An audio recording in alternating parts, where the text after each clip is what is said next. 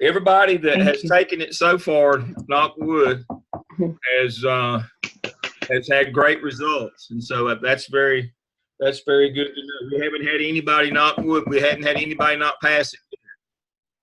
We've had a lot of people take it. So, but we've aligned with all the national standards. Yes, sir. And then the case studies are a further extension of that.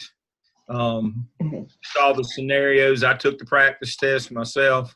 Saw the scenarios, and so we've updated them to be helpful.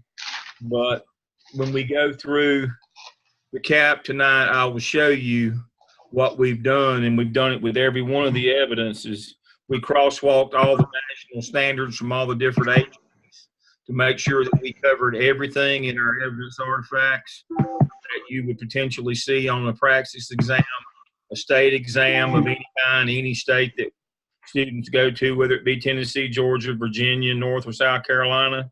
You should be prepared for any kind of test that they throw at you. And if you're not, that's on us. So I'm pleased to hear that. Dr. Lamb, I'm assuming that's Lynette that's speaking. Smith? Yes. Well, yes, ma'am. Okay, congratulations. I saw your email. Thank you. It's in my 603, so she's not even taken the 605 yet. So Right. she's moved ahead, though, with her work and is ahead of schedule. Mm-hmm. So that speaks a lot of the program. But once you get the system of the evidence artifacts down, you can pretty much figure out the exam, even if you hadn't been over that particular material. And the case studies this semester are more of the scenarios like they give you on those exams. We've set those up to kind of mirror that process as well. Because we have so many folks who are out of state or who want to get licensed. Last fall, I did that SARA compliance for the university, and I had to go in and look at every state where we have students, and I think there were 17 of them, where we have students either their home state or they might particularly want to work there, and we had to look at what requirements it would take to get them licensed there. And so that was one of the things that we went back and made sure that we crosswalked everything so that regardless, because all the state exams come out of the national standards, and there's 4 different groups of national standards. And so we made sure that we crosswalked and had hit all the standards from all of the national standards. And so that's, it doesn't do any good for us to go through all this and people pay this money and put all this effort in if we haven't prepared them correctly. So that's wonderful news. It certainly is. Yay. Thank you. Okay. Dr. Lamb? I've got it recording, Dr. Lamb, whenever you decide to get started. So, okay. If I could say one thing, I have had 2 students contact me about a letter. They've interviewed for positions and have a high probability, and so should if they contact me, I'll contact you to help us. Okay, thank you. All right. And so what I was just referring to, you'll notice that in each, on the scoring rubric for each of the tasks on every one of the evidences, all 6 of them, if you'll notice over here in the left-hand column, what we're talking about, we've taken and broken down all of the standards from the North Carolina School Executive Standards, that's NCSSE, CAAP, National Standards, PEASL, that's Professors of School Ed Leadership Programs, and the INSTE standards. We've done all of those.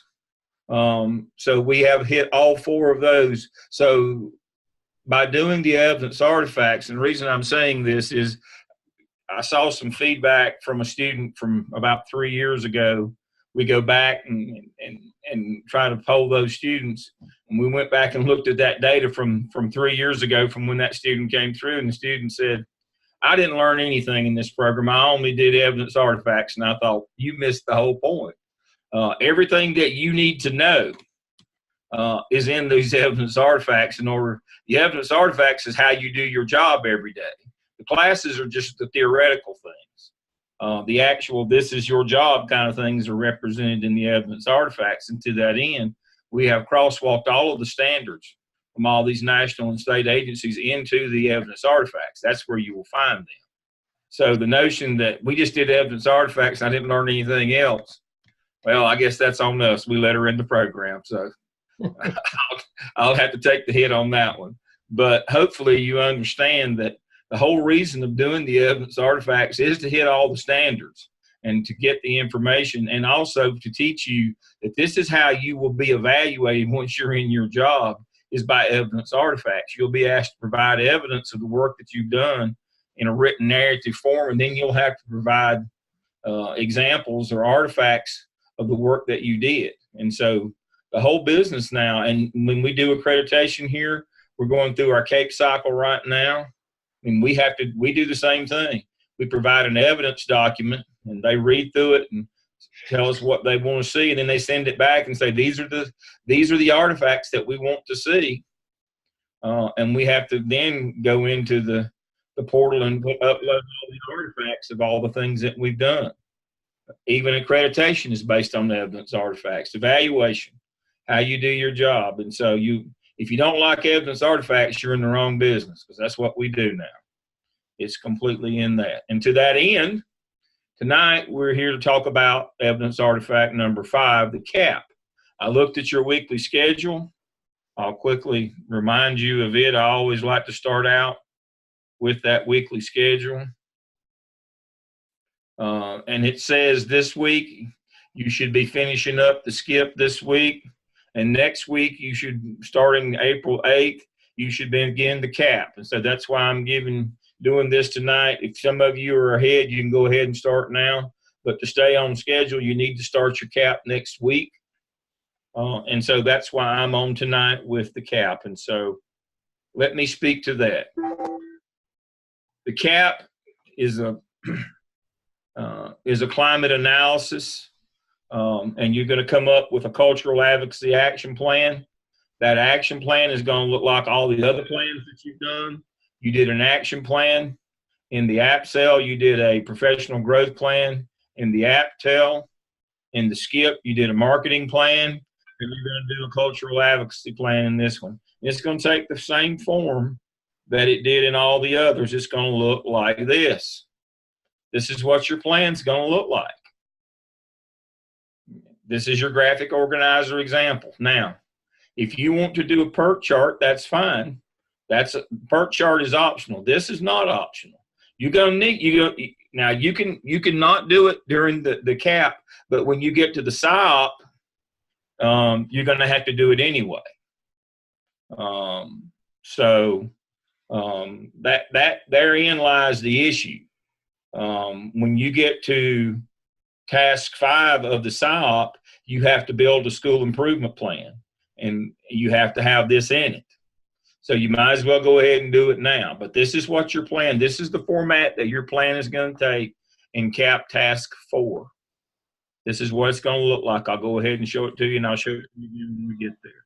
So let's get started on each of these. And so the first thing you're to do in CAAP task 1 is you're to look at Advanced Ed if you're in South Carolina. You're to look at the Teaching Working Conditions Survey if you're in North Carolina. And you're to look specifically at these 5 areas. Empowerment, also known as teacher leadership. Leadership, also known as school leadership. Facilities, resources, and time. Now, you can look at more than those 5. You can add managing student conduct. You can look at professional development. You can look at any number of the 12 things that are represented in these surveys. That's fine with me. But you can't not look at these 5. Now, let me tell you right now, these 5, I should see these 5 in every task of the CAAP. Let me say that again. I should see these 5 in every task of the CAAP. Now, if you want to add additional ones, that's fine. But you can't substitute any. just like I see them in task 1, I better see each of those addressed in your in your cultural advocacy plan in task 4, and I better see them all the way through. These are the common thread. These 5 are the common thread that weaves its way all through the 4 tasks of the CAAP. That's where folks run off the tracks, unfortunately, is they do this analysis in task 1, and then they just discard this and go do something else in the rest of it. That's not the way this works. These are to be explored through each of the tasks of the CAAP. So you look at those 5 areas. You find the 1 or 2 lowest areas, and those are identified as your area of need. Those will be the ones that you're going to explore and look at during the course of the CAAP. There's multiple questions under teacher leadership or empowerment. There's multiple questions. There's 12 to 15 questions in each of these sections. You find the lowest one.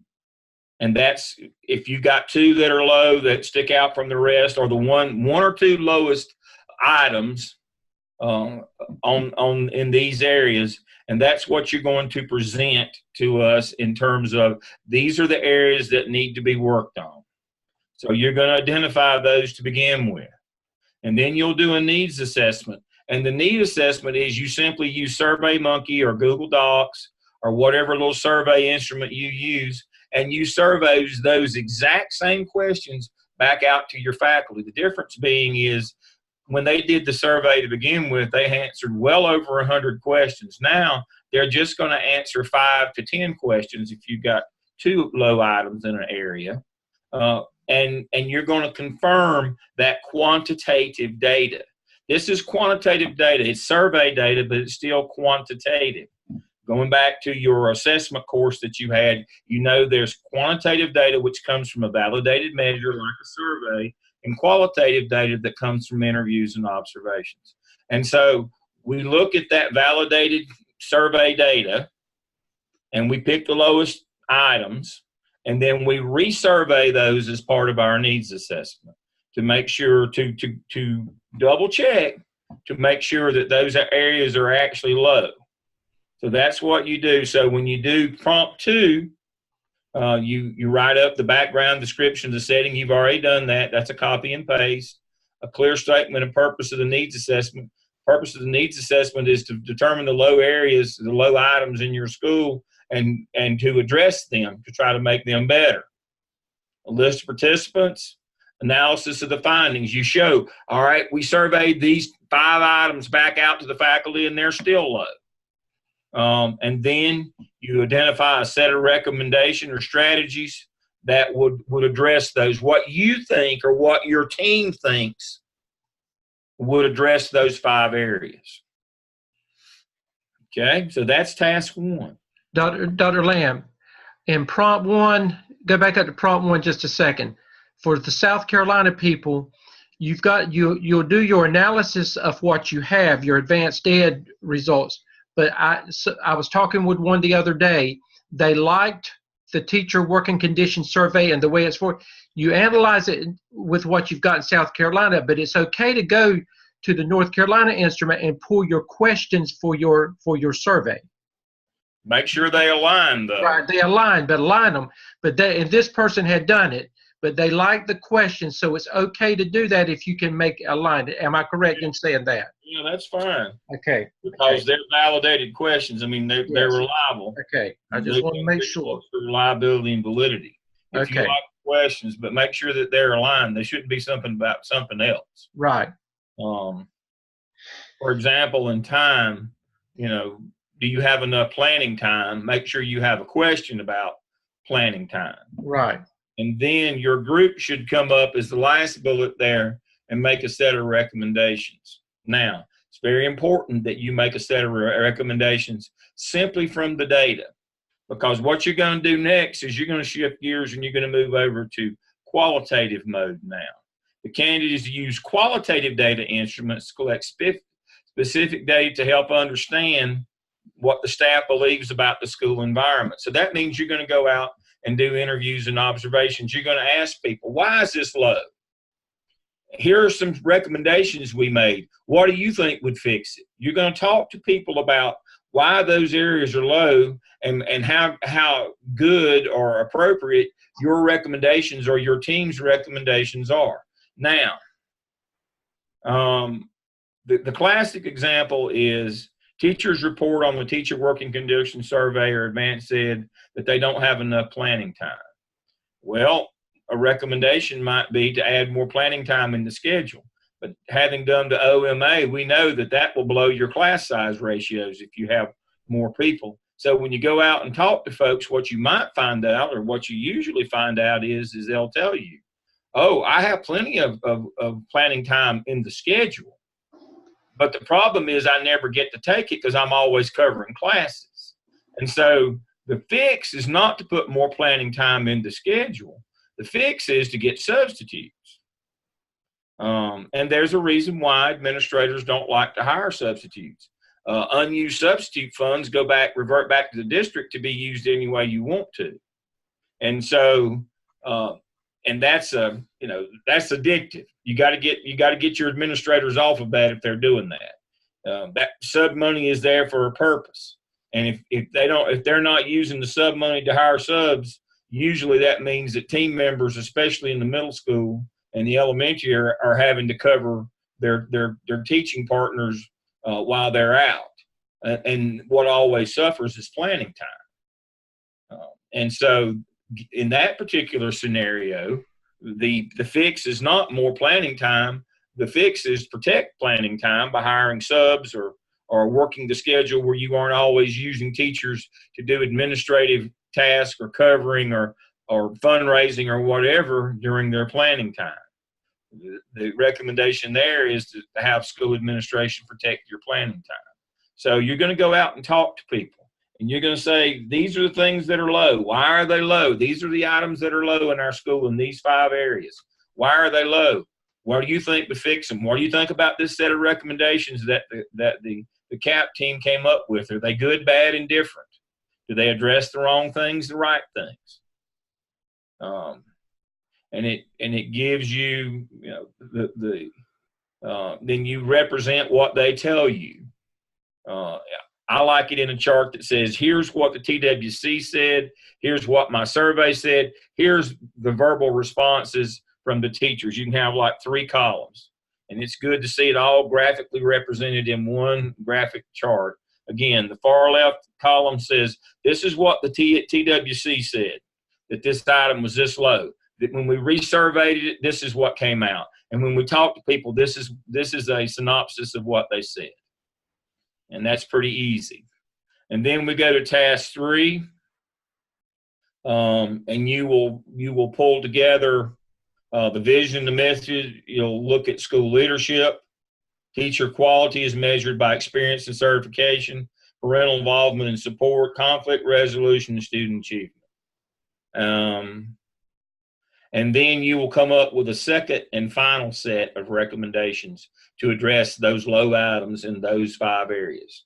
You said, but Dale, we've already done that. Well, but you've gathered more data now. You've talked to people. You come up with a final set of recommendations. You need an initial set to go out and talk with people with. That puts some form to your interviews. Don't go out and just say, we've got this problem. What do you think? Have some recommendations for them. Now, those recommendations may change as a result of you talking with people, doing your qualitative work in task 2, and they may change after you gather all this information in task 3, and you know where this information is. Once you got this, revisit your list of recommendations. These are the things that we can do, or we believe that we can do, to fix these low items on our survey. And then you're going to do an electronic framework to graphically display the progress of these analyses that you've done, and you will write out each of these bullets here in the second half, and you will use this graphic organizer that you already have to put it all in. And you're going to have your recommendations now become specific activities. That's the relationship. They no longer, when you get to task 4, your recommendations move from being just recommendations. We're now going to formalize them into specific activities. And the timelines, when we're going to do them, who's responsible, resources needed, formative assessment, who's going to check to make sure it gets done, summative assessment, our goal and our indicator of success. Now, again, your goal is to get above 85% in all areas of these surveys, TWC or Advanced Ed. Now, if you're at 45, you can't expect to go to 85 in 1 year. So an indicator of success is, maybe we can move from 45 to 55 people being happy about that. You know how that goes. You can't make it all in 1 year. So your goal is 85% for everybody. All schools' goal is at least 85% of the people are happy with those items in those areas. 85% is your goal. Your indicator of success is along the way. If it's 45, I wouldn't make my indicator of success more than 10 points from where you are now. That's 2 standard deviations, and that's about all you can expect to get. So that's it. This one is fairly simple. It's not hard. It's fairly quick. But the only thing that can go bad here is if you get off on the wrong foot in terms of you forget those 5. We should see those 5 all the way through, and if you want to add more to them, that's fine. And so here's our grading rubric. And it says right here, we've got to see the 5: empowerment, leadership, facilities, resources, and time. The needs assessment clearly references data now. It's the same 5. You got your recommendations, description of the qualitative research process for those 5. And then, again, we got to address in the context of those 5, then we finalize our recommendations, and then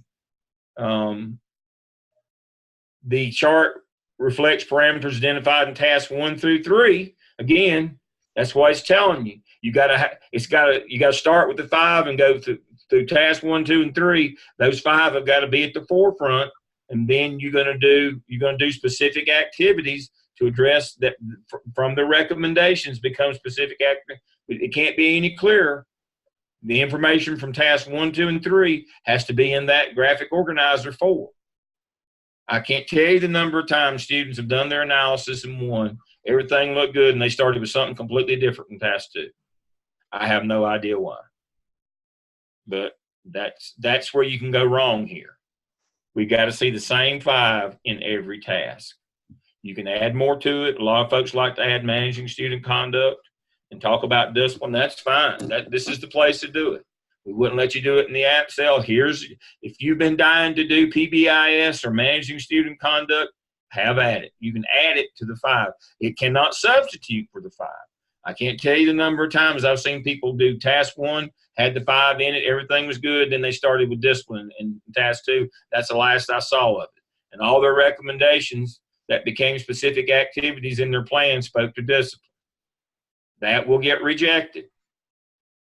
That will get sent back for revision.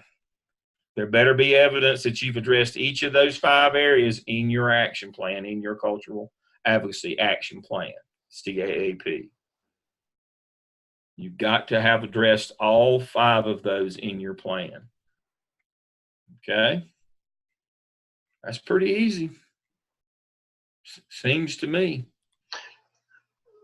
Dr. Lamb, you alluded to this. They need to be reminded that when this goes to the evaluator's rubric for checking this work is based on an accomplished document. So That's when they correct. look at that and one thing is missing, in their mind, it's not accomplished. So they step back and they begin looking at proficient. So many times you've questioned as students, you said, but you need to look at that and you make your own checklist based on what it takes to be accomplished. And one thing could cause it to go back to looking to being proficient. So you need to be very, very careful with that. And the second thing is, I'm seeing many of you, you may be working with your PLCs but you're not showing that. You don't slip off the wagon. You've got to show proof that you are working as a leader and you're leading a group. So make sure that you're including them in looking at this data and reporting out to them as well. The process of collaboration to develop a needs assessment is delineated. That's what he's talking about. It says so right here. It says so right here. You got to have that even to be proficient. You've got to show that it wasn't just you, that you had a team that went through this with you.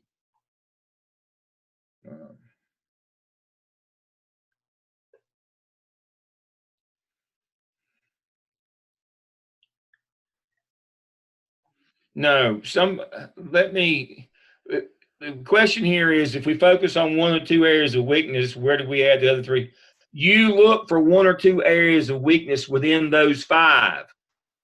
So that's between 5 and 10 areas of weaknesses. Let me be clear on that. You have 5 areas that you have to look at: teacher leadership, school leadership, time, facilities, and resources. Within those 5 areas, there are 10 to 12 items. You pick the 1 or 2 lowest items in each of the 5, so that you have a minimum of 5 items that you're addressing, a maximum of 10. You don't just pick one item from one of these 5. You got to have at least one item from each of the 5 areas. You got 5 areas, and then you have multiple items, and you identify 1 or 2 items. Let me go. Let me do this right quick. Let me move some of this stuff out of my way.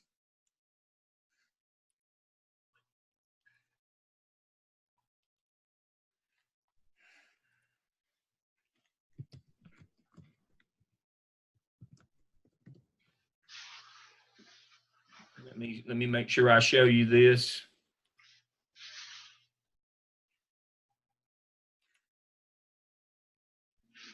And we'll go to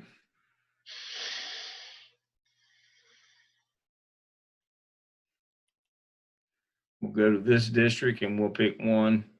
We'll pick my home school.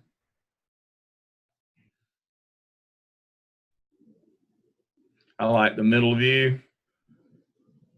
All right, so time is one of the 5 areas. And let's see, there are 1, 2, 3, 4, 5, 6, 7. A, B, C, D, E, F. There's 7 items. You pick the lowest. So let's look at this one. Cornelius. And so the lowest item would be this one, 37.9. Class sizes are reasonable. Only 37.9 agree with that. And let's see, is there anything? I might do that one and routine paperwork, because these 2 are pretty low. I would grab anything that's below 50%. Remember, our goal was 85. I'd probably grab these 2 at a time. Okay, facilities and resources. There's one at 65. I'd grab that one. I'd grab these 2 60s here. Teachers have access to instructional technology, and the school environment is clean and well maintained. That'd be my 2 items from that one, from facilities and resources, because it goes together. So that's actually 1 each. So we've got, so far, we've got 4, and we've covered 3 of our areas so far.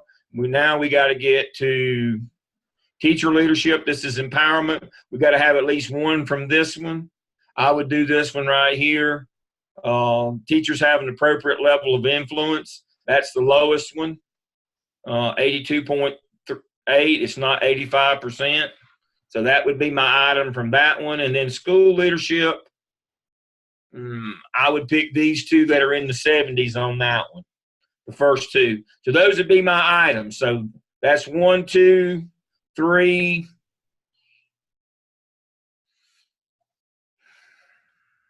The 2 60s, 4, 5. And these 2 times. So I've got seven items that I believe need to be addressed in this school out of the 5 areas. Now, you notice there's a lot of other areas here. Community support and involvement, managing student conduct, professional development, instructional practices. I mean, there's a lot of stuff in there, that other areas that you can pick, but you can't not pick the 5 areas that have been identified for you to work in. And then they've got items, and you're looking for the lowest items. I just identified the 7 if I was at Cornelius that I would be doing if I were at Cornelius. Do you word the survey exactly like the TWC? Absolutely you do. Advanced Ed in South Carolina has the same thing. You can Google it in South Carolina. It's just like I did. You saw me Google this one. It's public information. You don't have to go to anybody to get this. It's public information. It's part of your school's report card. I'm not calling anybody out or giving out any state secrets here tonight. You saw me go to Google and pull it up and went right to it. You can do the same thing with Advanced Ed. It is not confidential information. Now, so, you know, this is not secrets to anybody. This is not a secret. So you just saw me. I mean, it was that quick picking my 7. I told you, it doesn't take long. I found my school, picked my 7 items out of my 5 areas. I'm golden. All I've got to do is graphically represent that. Now, you know what you can do? Let's see. You can actually go back. Let's do this one. You can copy what I just did. Some people use like this one. Okay, that's that format.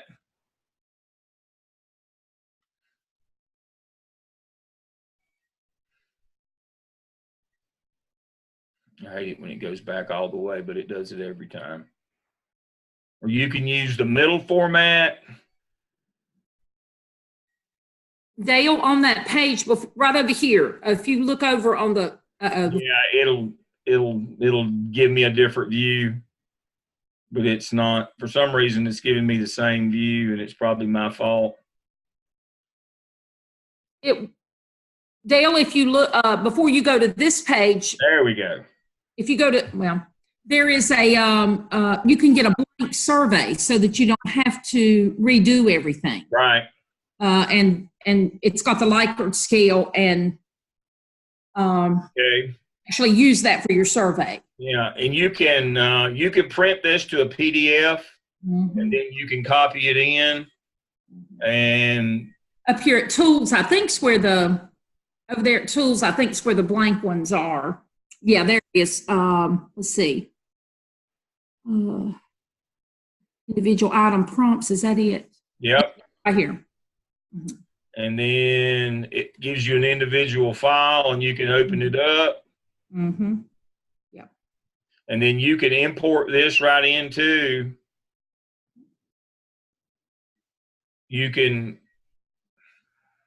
import this right into. Oh, this is the activities for the training. Yeah. Sorry. You can do that. Let me get this to go away. Go to tools. So let's see. Instruct, indicate. No, that's it. Participants packet has blank versions of the tools. There it is. Okay. If I can get this. If you just get in there and look at it, you will find lots of stuff that you can use without having to type it up yourself or, you know. Yep. Okay. Carrie, did that answer your question? Okay. Yes, thank there you go. Okay. That's awesome. Thank you. Good. Okay. And it gives you some guidelines for talking with people about these. And so, yeah, there's some really good information in here. Now, you should already know these things from your assessment course. See, this is it. You can do some copy and paste. So go into tools and look. You know that the appropriate methodology for qualitative, that you should have a set of recommendations you've already made. You don't just go out and open in these things, because we're looking at specific areas. So that's why you and your team in task 1 go in and do your analysis in prompt 1. And then in prompt 2, you make a rough draft of recommendations to use as a guide when you go out and interview people and talk with them. And then after you've collected your data in task 2 and you've resurveyed and you've looked at the vision and mission in task 3, when at the end of task 3, you come up with a whole new set of recommendations, or a edited or a final draft of your recommendation, which become your specific activities in task 4 for your graphic organizer. So again, what that document did, it spoke to how you should. So there's different individual item prompts, but there are different things here that you can use to upload into SurveyMonkey to resurvey these. But yes, you use exactly the same questions that were asked the first time. If you can find questions in the NC teacher work condition surveys that match your advanced ed questions in South Carolina, you can use these as well. But we're looking for our lowest items in each of these 5 required areas. Don't confuse items and areas. Areas are the 5 things we're looking at: time, resources, facilities, leadership, and teacher leadership. Items are the individual items in each of those sections, and we're looking for the lowest. You saw me identify the 7. It's easy. Okay.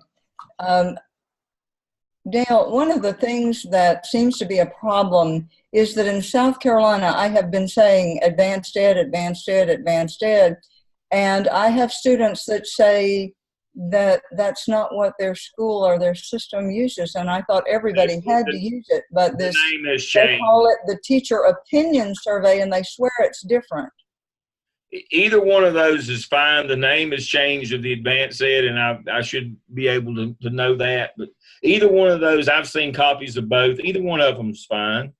Well, my students can't get a hold of it in some cases, and it's doled out to them almost little question by question. So anyway, I was just trying to clarify. They should be able to get to it from advanced ed, because they said they couldn't. Isn't one of them called the Climate Analysis Survey in South Carolina? Yes. Well, That's the actual name now. That's public information. Yeah. This is one of those where they need to find a way rather than roadblocks. I don't mean to be ugly, but sometimes you just have to find a way. Well, I was just wanting to make sure there wasn't a way, and somehow I wasn't finding it. No, I could get on it. They've got to. Don't let them put that on you. They've got to find the way. That information exists. It's public information. It's there. They've just got to find it.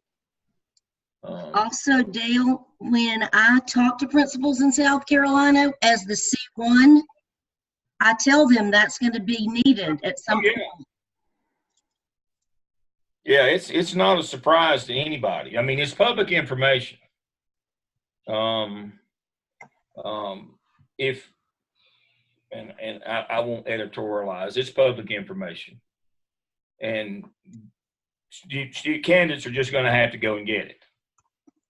Now, I understand that sometimes it gets a little personal, but that's the nature of the business. You're just trying to help. The candidates are just trying to help. And so hopefully nobody, I mean, they can't roadblock you because it's public information.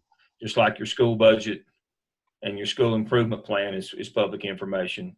Your survey results are public information as well. And so you'll just have to get them. North Carolina people, it's just as easy as clicking on what I just did. And there they are. You can find your schools immediately. And you can gauge the climate in your school in terms of administration. I mean, some school administrators, you start on this project, it won't bother them a bit. Others, you might want to tell them what you're doing. I've got one, and she's in 603 this semester. I know at her school, she has a very young administrator. It's his first time out.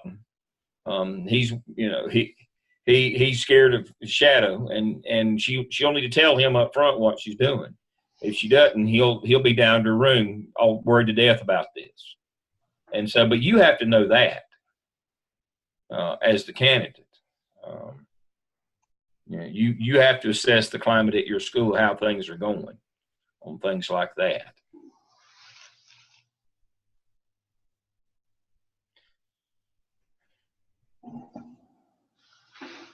Yeah, Eleanor, thank you, Eleanor. She said her school went through advanced ed last year, and it was still called that. We had a climate and culture survey, that is correct, and a teacher inventory survey, that is correct. Now, advanced ed is changing their name. I don't know what I've heard it's something going to be called something else now, but it's still the same thing. And it's last year's data anyway. South Carolina people, it's last year's data, and it was still advanced ed then. Now, I won't debate you that the name is different this year because I've heard that they're changing their name. That may be the case, but we're looking for last year's advanced ed survey information. And there's two different ones. There's a climate and culture survey and a teacher inventory survey. And between those, those 5 areas are there between those two. And this is public information. This is public information. It should not be a witch hunt to find this. Okay, other questions we have about the process itself?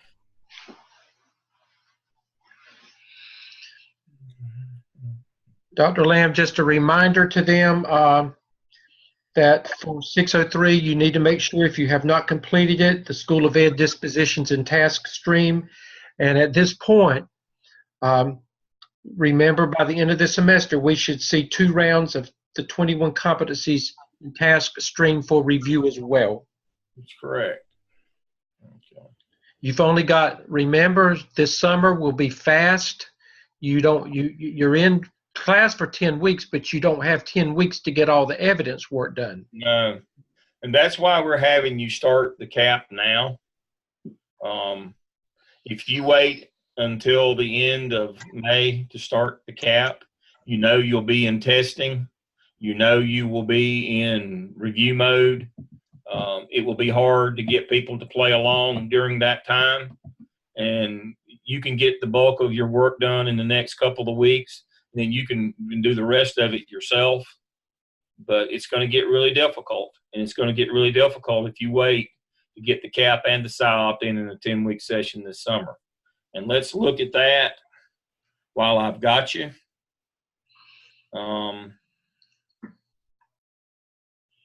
The dates, let's see. I pulled this up a minute ago. Let me see. Let me get to it the quickest way. I have to close too many things. I sent this out to 605 instructors just a few minutes ago for the folks graduating this semester. And then, so let's look at you folks that are in 603.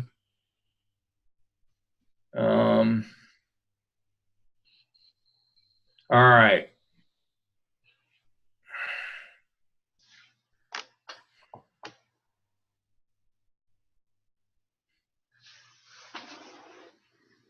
Okay. CAAP Task 1, CAAP Task 2 during the summer semester before testing begins and the closeout of school.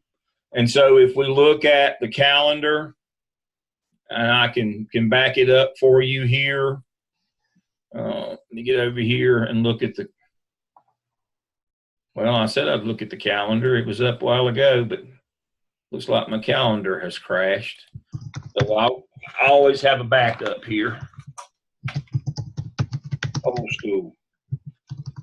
All right, so summer school is going to start on the 21st of May. It is going to end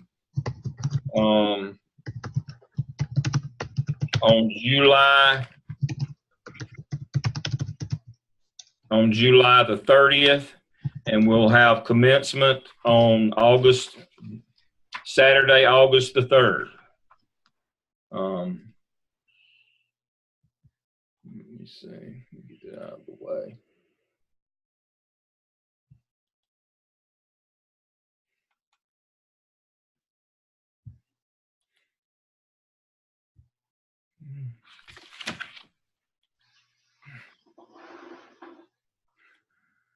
And so what that means is, in terms of your timeline,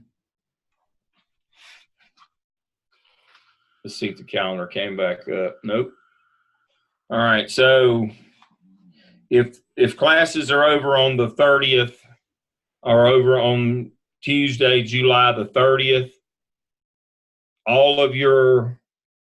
you don't participate in commencement. That's right. You're invited to you're at noon, directly after you're invited to the Tucker Center for a reception. I'll have your certificates at that time. You'll get a certificate that looks like a diploma. You got to apply, and they do have a fee now of $75 for the back office. That also covers the reception and your certificate. It's a nice certificate, by the way. Oh, Dr. Lamb, did you see that there was a chat right before that one that said we don't apply for graduation? yes, you do. You do apply for graduation, even if you add a licensure. Look at this. Yeah. And so it's very nice. It's got the seal on it to raise the whole deal. So this is a $20 item right here from Jostens. This is the real deal. So we'll have one of these for you on site. If you don't come, we'll mail it to you. But it's a nice little reception. We'd love to have you. Anyway, and so looking at the calendar, you're going to have everything in Blackboard by Monday the 29th. And in Task Stream by Monday the 29th. That's the drop deadline. And you're going to need to have everything, all your evidence artifact work in no later than the 15th of July. So that'll give us between the 15th and the 29th to get it all sent back for revision or whatever. So the 29th is it at 9 a.m. on Monday the 29th. If you don't have it all in there by then, we're done. But we need to see the soft deadline is the 15th of July for all evidence artifact work. And that gives us 2 weeks before that date. The hard deadline is the 29th. Now you need to have all your evidence artifact work, then you can have your disposition, competency, and internship log. We need those by the 22nd. And then the 29th is the drop deadline day. That's of July. And then on the 3rd at 10 o'clock, we'll have graduation. You do not participate in the ceremony at 10. You come to the reception at 12 noon at Tucker Center. We have sandwiches and punch. We take pictures. We kiss all babies, hug all spouses, shake hands with all children. We do that. We actually have a picture here somewhere of us doing that. And so we'd love to have you. All right.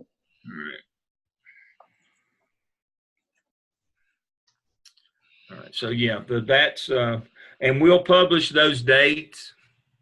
We'll publish those as soon as the semester starts, but I'm giving you a head start tonight on what they're going to be.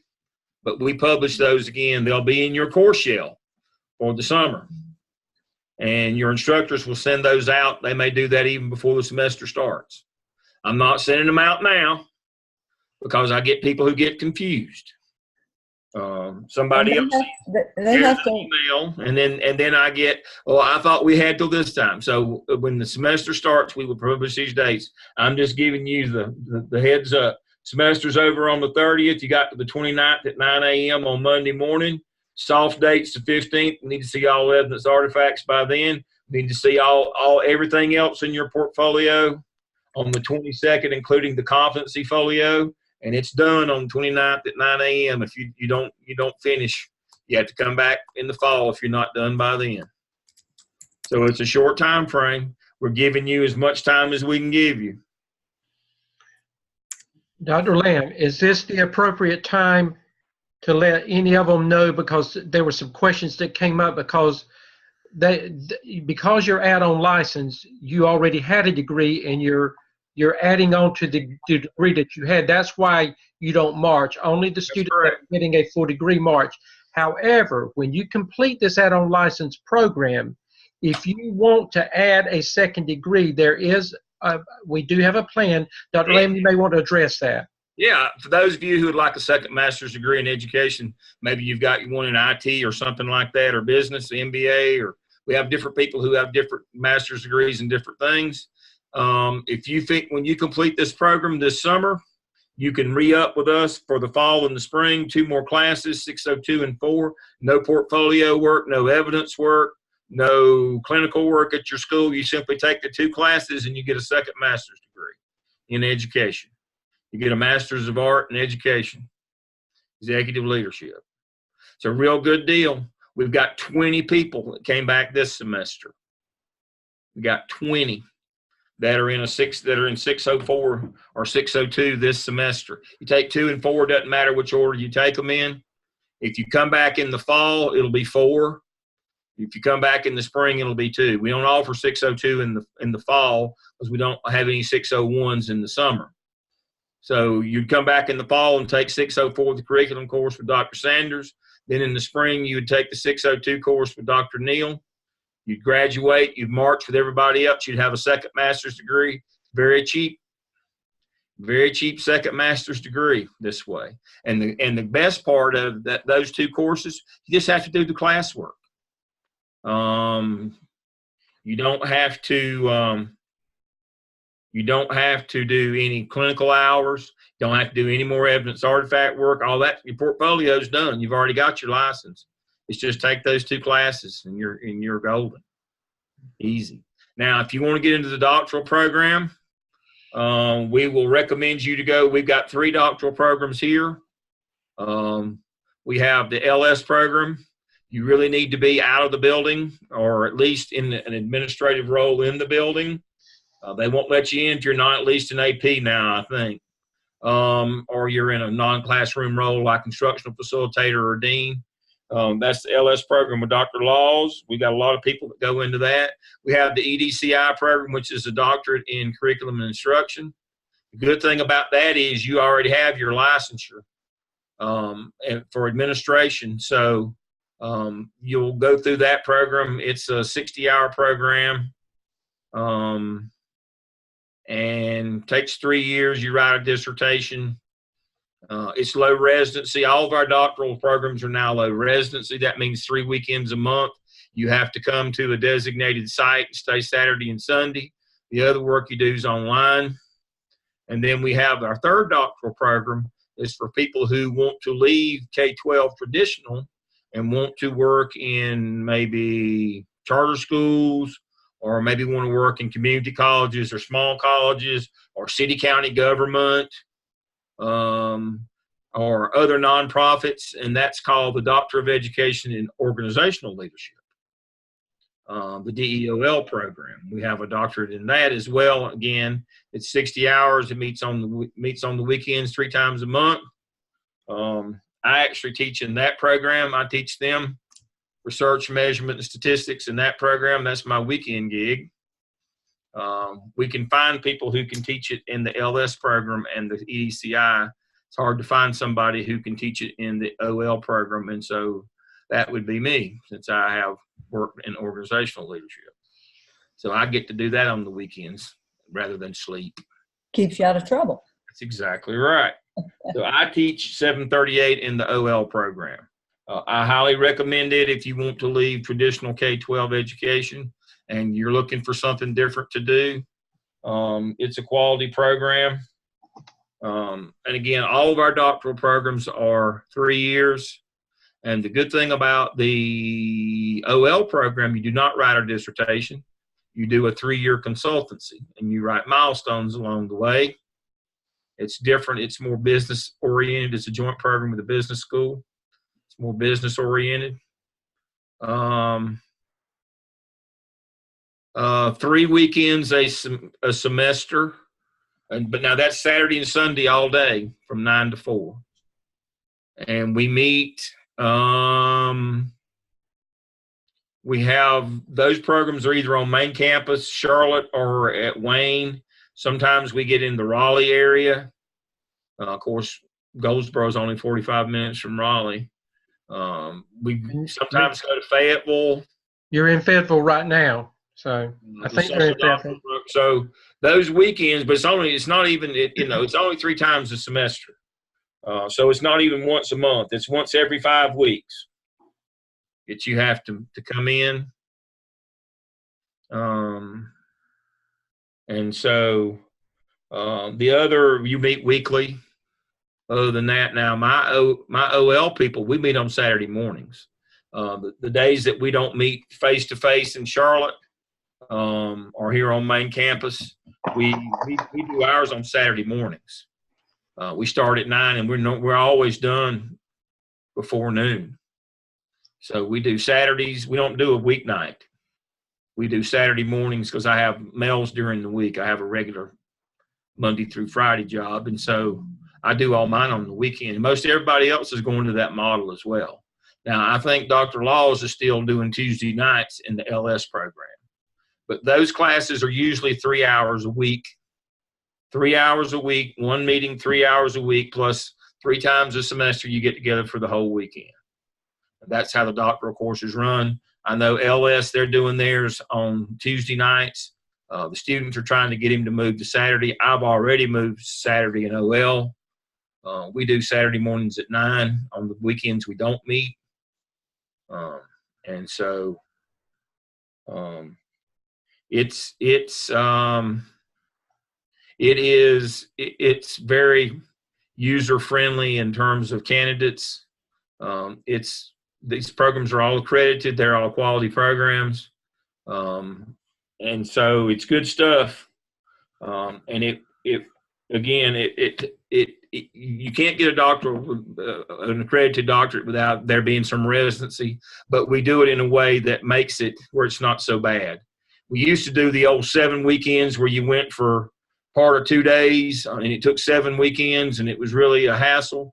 So we do 2 days, Saturday and Sunday, all day, just do that 3 times a semester and we're golden. Much more appropriate for working adults. Don't have to get off work on Fridays or any of that. You can just fly in, walk in, drive in on Saturday morning. If it's too far, you can get you a hotel room and we get you a rate. In Charlotte, we get about an $85 rate there to Drury, and they have a couple of drinks in the evening and some snacks, I think. And so it's set up to be very user friendly. So I think if you want to do that, you can move right into that program, and Dr. Laws will set you up. But again, the EDCIs, it works the same way. That's for curriculum. You can still be in the classroom and do that. Some people go that path. They do the same 3 weekends. They do the same 3 hours once a week. Again, they're in the same cities as well. Okay, so that's a little blurb for the doctoral programs. Well, I see our time is up. It's 8 o'clock. Dr. Lamb, I'll send this link to the instructors, and the instructors will get it to the students. Thank you. All right. Thank you, everybody, for being here tonight. go ahead. Again, you do need to apply for graduation. It does cost $75 but now that will pay for them to generate your transcript and it pays for your certificate and those things so that you can update your teaching certificate to add your administrative license to that. So it's well worth the $75. The people who, I think it's $150 for the people who are graduating. So you got a half price deal. So that's the deal, $75. And All right. Dr. Lamb, just a reminder, those of you that will be working on the CAAP, you can send it even after the semester ends. Dr. Lamb and I will continue to look at work submitted. So between semesters in the summer, if you send work in, we're still going to look at it. So you don't worry about that. You can continue to do what you need to do. The fun never ends. Okay. Y'all have a good evening. I'll see you again soon. Thank you. You too. Good night.